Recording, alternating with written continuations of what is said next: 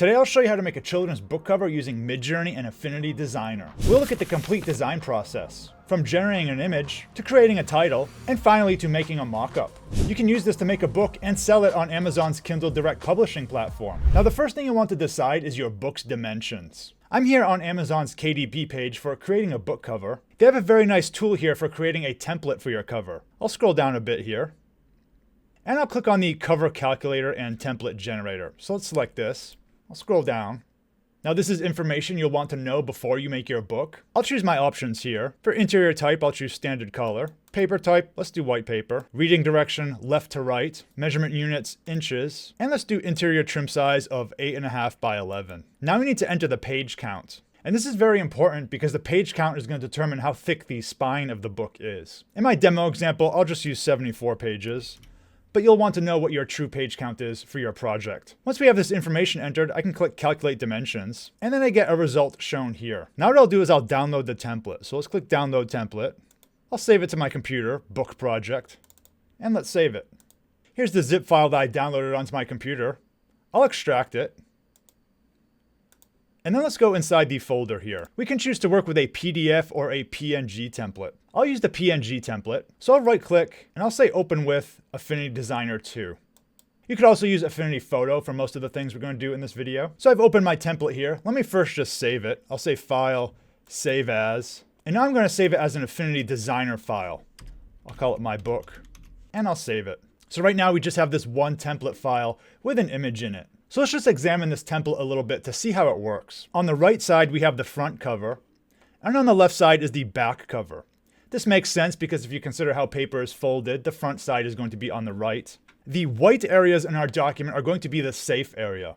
So anything we put in the white area will be visible. If we zoom in here, we can see there's a red area.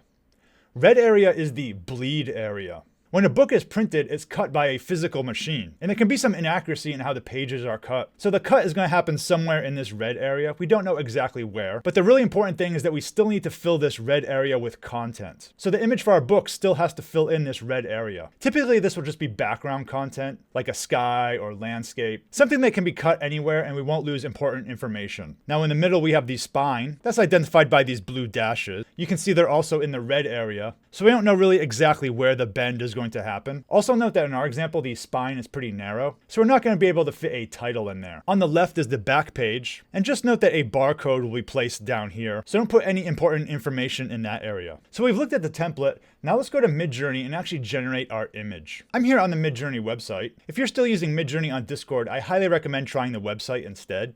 It has many more options. I'll go to the Create tab over here, so I'll click Create.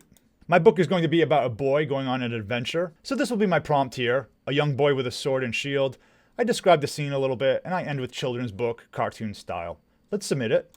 And we get some cool results. You can submit it a couple more times to play with the options and experiment with other styles. I ran it a few times, and here's the one I like, this one here. I'll click on it. And now I'm going to give myself some more room to work with in this image. So I'll click Editor down here. And this brings up the editing tool. I'll expand the top a bit. This will be where our title goes. I'll also expand the bottom and the sides a little bit. Just drag it out. Now there's also a few details I don't like. I don't really like the way the castle and the hare meet here, so I'm just going to erase that.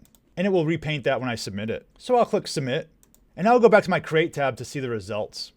So here we have our 4 new results. I think this one's pretty good. I'll click on it. Now I'll say Upscale Subtle, and this will upscale our image. Now it's important to know that just upscaling in Midjourney won't be enough to get 300 dpi in our book. So I recommend also using an external tool to upscale further. Some options I like are Topaz AI or AI Arty. For the purposes of this video, I'm just going to be upscaling in Midjourney. But again, you should upscale in another program too. So I'll click Upscale Subtle. And our image starts processing here. And now it's done. So I'm going to click on it to open it. I'll right click and I'll say Copy Image. Now let's paste it into Affinity Designer. So I'm back in Affinity Designer. I'll press Ctrl V. Again, you can see it's too small. I recommend upscaling in another program. Let's increase the size here. And I'll kind of get it into position. Now I want to see exactly how it fits into the template. So I'm going to drag the template to the top. Let's rename it Template just so it's clear. And now I'm going to set the blend mode to Multiply. So I'll take this drop down and I'll set it to multiply. And now I can see how my image is fitting in the template. Let me select my image. I'll drag it around a little bit more. I'll turn off snapping. About there is where I want it. So we can zoom into the bleed area and you can see it's unimportant content. We don't really care where the sky or the tree gets cut off. I'll lock this layer and I'll disable the template. One other thing I like to do is just cover the left side with a dark rectangle so it's not too distracting. So I'll select the rectangle here, I'll drag it over. Let's just make it dark. And of course, we'll change that later. Now let's create the titles. I want my book to be called Sword Quest. So I'm gonna select the artistic text tool over here. This text tool is nice when you just have a few words you wanna work with, like a title. Later on, we'll use the frame text tool for paragraphs on the back page. But right now, I'll use the artistic text tool. So let's click that. I'll click and drag. Let's type sword. And let's just alt and drag. And I'll type another word, quest. So here we have our title. And of course the font looks terrible. So let's find a better one. I'm here on the website for Creative Fabrica, and they have tons of fonts you can choose from. Now I do not recommend buying fonts individually. It's way cheaper to just buy a subscription and you can download as much as you want. I'll leave a link down in the description below for that. So I'll search here for children's books fonts. Let's click enter. And you can see we have tons of options to choose from. You can also narrow it down to fonts over here. I'll click this checkbox. So there's so many different options here. You can change the search terms also if you like. Now I found this font that I think is gonna work really well. I think that's gonna fit the adventure style quite nicely. So let's download it and use it. I'll click download. I'll put it in my book project folder. Click save. Now I'll unzip it here, extract all. And we have an OTF and a TTF file. It doesn't make that much of a difference which one you install. I'll just install the OTF. I'll double click on it and I'll click install. Now let's go back to Affinity Designer. I'll move my text off the canvas just so we can work with it over here. I'm gonna hit the backslash button to enable off-canvas viewing. If you wanna manually do it, you can go to View, View Mode, Clip to Canvas. So I think it's a pretty handy way to toggle what you see off and on your screen. So we have this word Sword Quest. Let's change the font. By default, when we install a new font, it'll just show up in Affinity Designer. But if it doesn't, you may have to restart Affinity. So let's go to the drop down here. This is our new font, Dragonhord. Let's select it. And it looks pretty cool. Now if we go back to the thumbnail for the font, we can see there's some interesting options here. Some of the letters have these blades sticking out of them. Some of them have these wings. How do we actually use those options? Well, these are alternate glyphs. A glyph is the image used to represent a letter in a font. And some fonts actually have multiple glyphs per letter. So let's see how we can use this in Affinity Designer. I'm back in the program here. What I'll do is I'll select my S. And now I'm going to open the glyph browser. So we can do this with Window, Text, Glyph Browser. And you can see that my font here is selected. And if I scroll through, these are all the different versions of the letters that are supported in this font. There's lots of very interesting options. I want the sword handle on the left for an S. So let's see. Looks like it's this one. So I'll double click on it. And you can see we've replaced it here. Let's do the blade coming out the right side for the D. So I'll scroll down. Looks like it's this one here. I'll double click on it. And now we have the D with the blade in it. Let's close the glyph browser now. So I think that word looks pretty cool now. Let's rearrange our text. I think I'm gonna make this T at the end capital too. I'll just do capital T and we can have our words like that.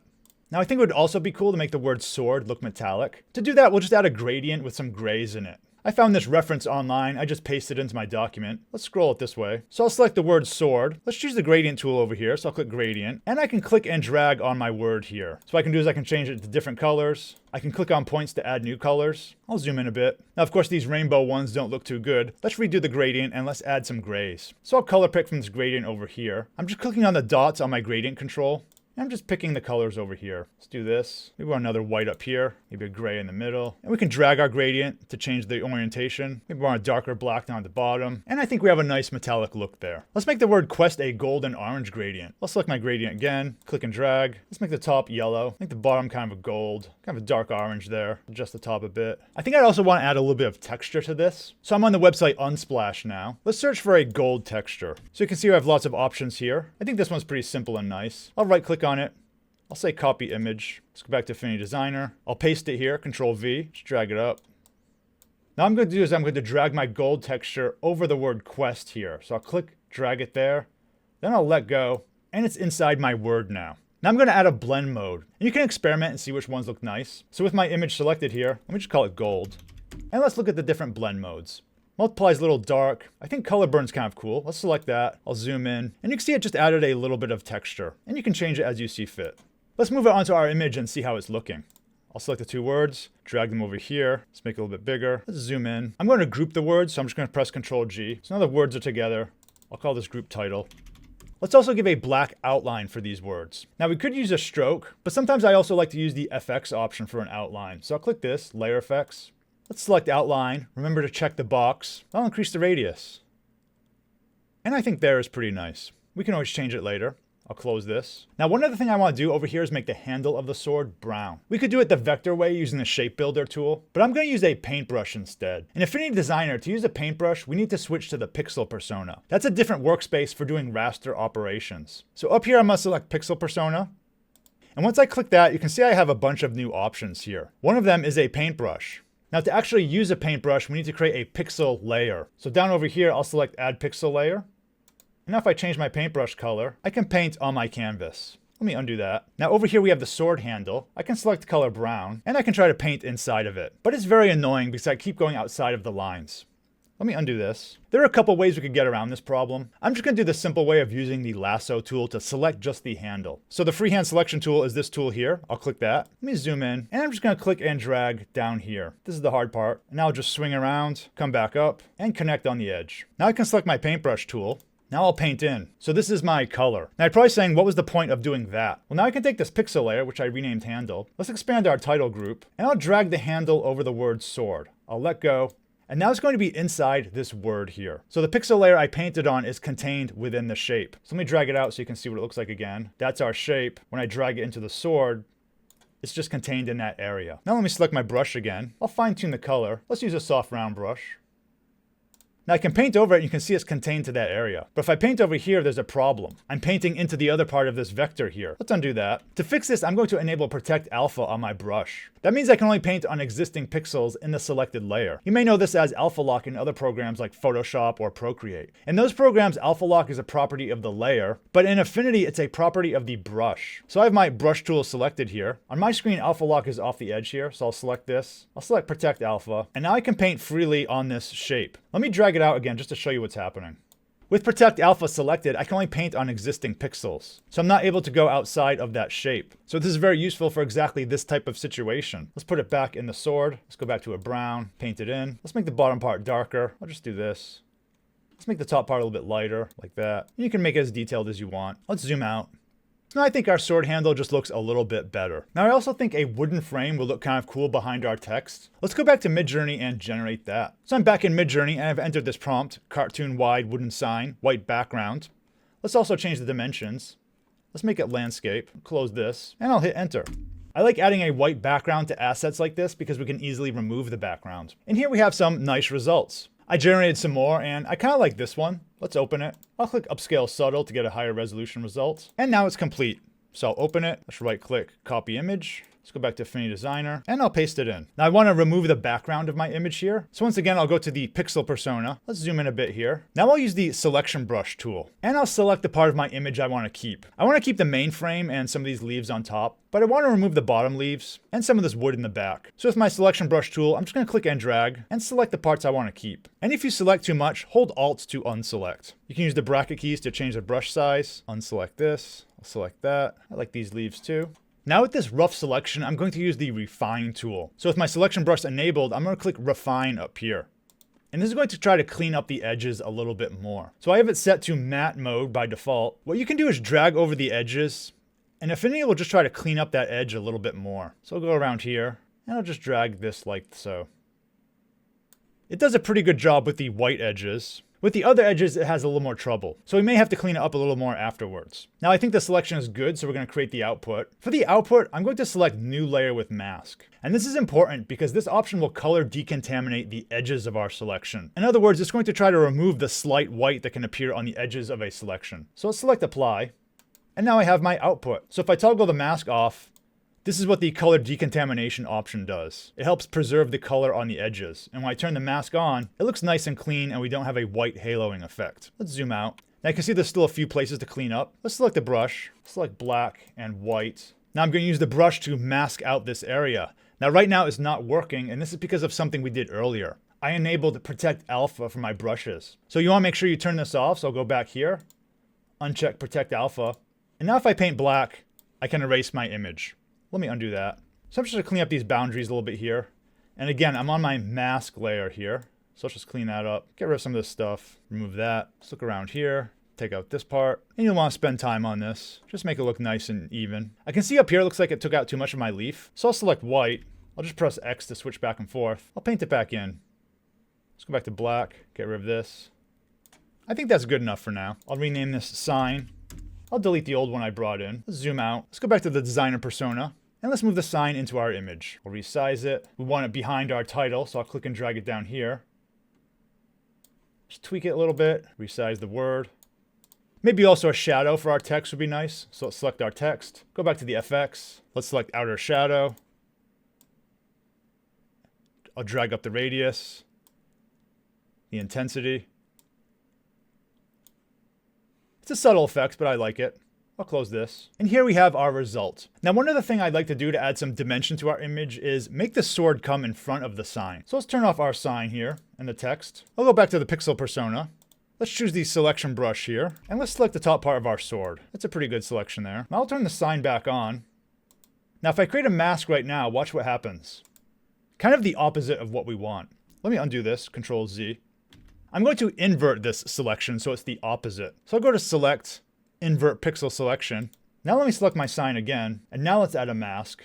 And there we go. So we've basically just cut out a piece of our sign in the shape of the sword. So if I expand the sign here, we have two masks, and they work together. And if you like, you can clean up this mask a little bit. I'll just clean up the edge a little.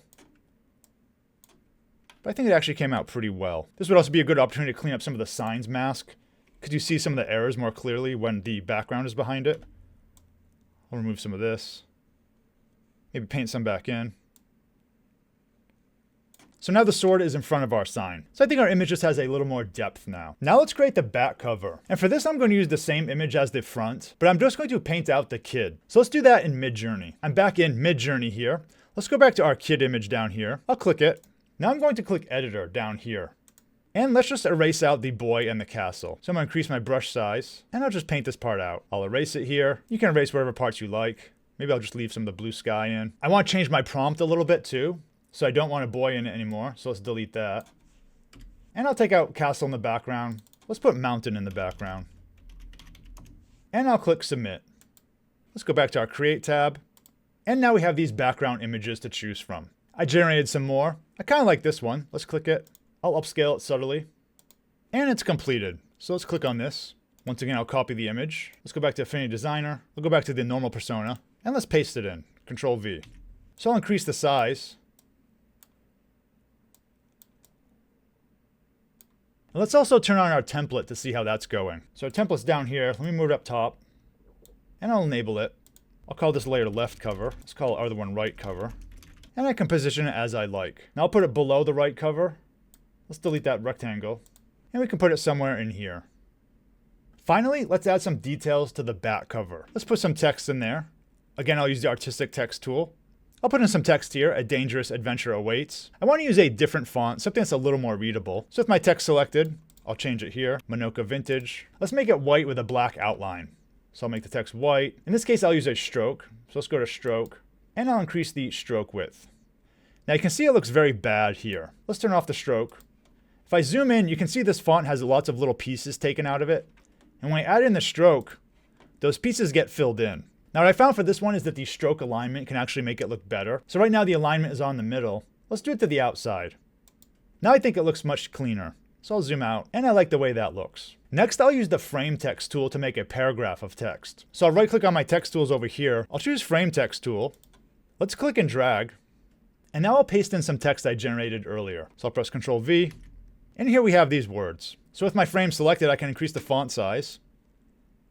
Let's go there. Let's break up into paragraphs. I'll double click in here. I'll hit enter.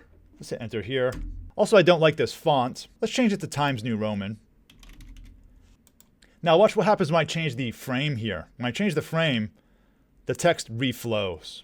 So that's the nice thing about the text frame option. Now if you want to scale it in proportion, use this bottom right dot here. So I'll click and drag that. That'll keep the same size. But if you modify any of these other sides, it will reflow. So I think there is pretty good. Now I want to add one more thing. Let's add a scroll behind this so it looks like it's on some type of parchment. Once again, I'll go to Midjourney. I'll put in this prompt, scroll in a cartoon children's book style, white background. Let's make it taller here. I'll choose portrait, then I'll hit enter. And we get some pretty cool results. I generated a few more and I like this one. Let's click on it, upscale. It's finished upscaling. I'll click on it. Let's copy it. Back in Affinity Designer, I'll paste it. Now we want to remove the background again, so I'll go to the pixel persona. Choose my selection brush. This one should work pretty cleanly. Select my scroll. Select the edges there. I'll click refine, new layer with a mask, apply, and there we go. I'll delete the original. Let's put the text above our scroll, rename it scroll, and let's resize our text. We can also change the paragraph formatting. Maybe justify left will look better. I think that looks good. Let's make our scroll a little bit bigger, get it positioned. Maybe bold would also look better. Let's choose bold. Let's zoom out. Let's just toggle the template again, make sure everything still looks good.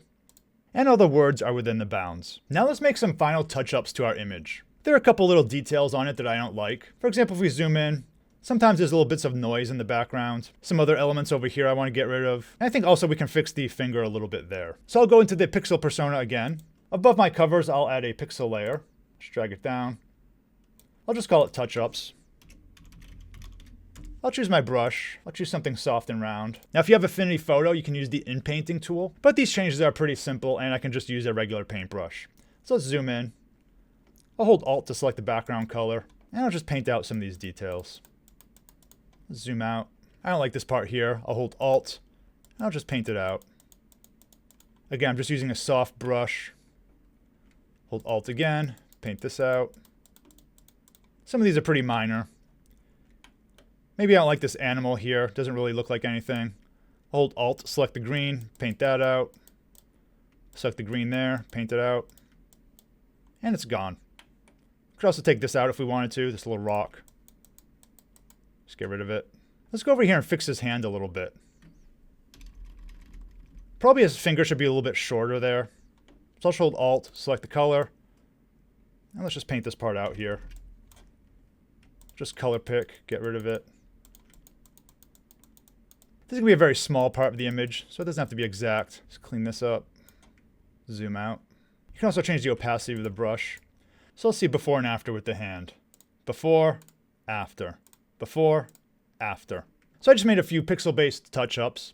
But let's also add some vibrance adjustments. I'll go back to the designer persona. Now the adjustments tabs are this option down here. I'll click adjustments, and let's select vibrance. It may get added to some random place in your layer stack. If it does, just click and drag it out. I'll put it above my touch-ups. And now with this slider up here, I can increase the vibrance. So let's drag it up. I think for a kid's book, you definitely want to err on the side of being more vibrant. And let's just get it there. I'll unselect. So before, after. Before, after. It's subtle, but I think it helps. One final thing, let's just make the gemstone in his sword red. I think that'd be a nice little contrast to the green everywhere. I'll add a pixel layer. Let's go back to our pixel persona. Select my brush. Let's choose red. Zoom in. So I'll paint over the gemstone here, red. Let's do that. Now I'm going to change the blend mode of this pixel layer to color. So with the pixel layer selected, I'm going to click this drop down. Let's go down here. Let's choose color. And now the gemstone in his sword is red. Finally, let's make a mock-up for our book. You can download one online, or you can make one in Midjourney. I'm back here in Midjourney, and I've entered this prompt, coloring book mock-up, pure white book lying on a kid's desk. I've also added the tag no spiral at the end because I found it often gave a spiral notebook. Let's change the aspect ratio. Once again, I'll keep it to portrait. Let's submit. Now the results will vary dramatically, and you'll want to make sure you choose a book that actually looks like what you're printing to. I like this one here, so let's upscale it. And it's finished. Let me open it. I'll copy this. So back in Affinity Designer, I'll create a new document from that mockup. I'll say File, New from Clipboard. And here we have our image. I'll save it. I'll call it Mockup. Now I want my image to be in this area here. There are a couple ways we can do that. I'll use the pen tool and I'll just create a rectangle here. So I'll select the pen tool and let's click and make a shape. It's mostly a rectangle, so it's not that complicated. We can fine tune it later. Kind of these edges are the hard part. Just drag it up here. And I'll connect it like that. So if I fill in this rectangle, that's what it looks like. Let's fine tune some of the points. Let's get that there. And I think it's pretty good. Also make sure to take off the stroke. Now let's go back to our book cover. I'll export this. File, Export. I'll do it as a JPEG. And for a mockup, we don't need a super high resolution. I'm actually going to divide this by 3. I'll just say divide by 3. Enter. I think this is much better for a mockup. I'll export. Let's say my book mockup. Let's go back to our mockup file. I'll select File, Place, and let's place the mockup. I'll click Open, and I'll click on my canvas. So now my mockup is here. I can drag it inside my curve to have it clipped to that area. So I'll take my mockup, I'll click and drag it into the curve, and I'll let go. And you can see it's inside that shape. I can click this handle here to rotate it. Let's get it into position.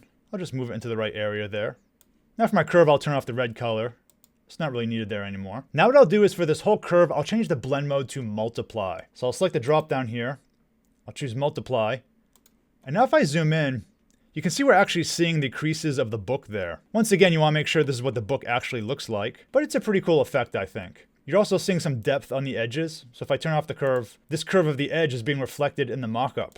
And we can just clean up the edges a little bit to get it to fit more. So if I zoom in here, let me select the curve.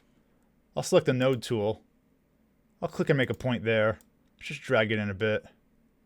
Like so. Maybe over here we can add a point and just drag it out a little. Cover that white space. On the top edge we can do that too. Just clean it up. Now one thing I don't like is the way this marker over here is acting. If I zoom in, you can see it's kind of colliding with the edge of our mockup. I'm going to use the in-painting tool in Affinity Photo to paint that out. So to quickly switch to Affinity Photo, I'll select File, Edit in Photo, and now we're here in Affinity Photo. Let's turn off our book for a second. I'll add on a pixel layer, and now I'm going to select the in-painting tool down here. Now very important, you want to make sure you select current layer and below. So let's zoom in here. We may have to get rid of all these markers on the side. Let's get rid of this. Sometimes you have to hit it a couple times. Let's try to get the grain of the wood a little bit better. You can resize the brush too to fix it a little bit. Let's get rid of that. Just clean up a little. Just trying to get rid of the repetitive marks. We could also use the healing brush tool to bring a little bit of the wood over there. So I'll right click on this. I'll select healing brush. I'll alt click on that. Let's put this in here. Like so. We'll go back to the in-painting brush. Just clean up the edges. And I think that looks pretty good. Let's turn on our curve again. Let's go back to Affinity Designer. I'll say File, Edit in Designer. Let's clean up that corner. Select the node tool. Click there. Drag. And finally, we can crop our canvas. I'll select the artboard tool here. I'll hold Shift and drag. That'll make it a square. Let me select the contents inside the artboard. Center it. Maybe I'll resize the artboard. We can also add some exposure to this, just brighten it up a little bit. So I'll click the adjustments, exposure. A little exposure goes a long way. Usually 0.1 is enough. And here we have the mockup. So that's how you can make a children's book cover using Midjourney and Affinity programs. If there's any subjects you'd like to see a tutorial on, let me know down in the comments below. Thanks for watching, and see you in the next video.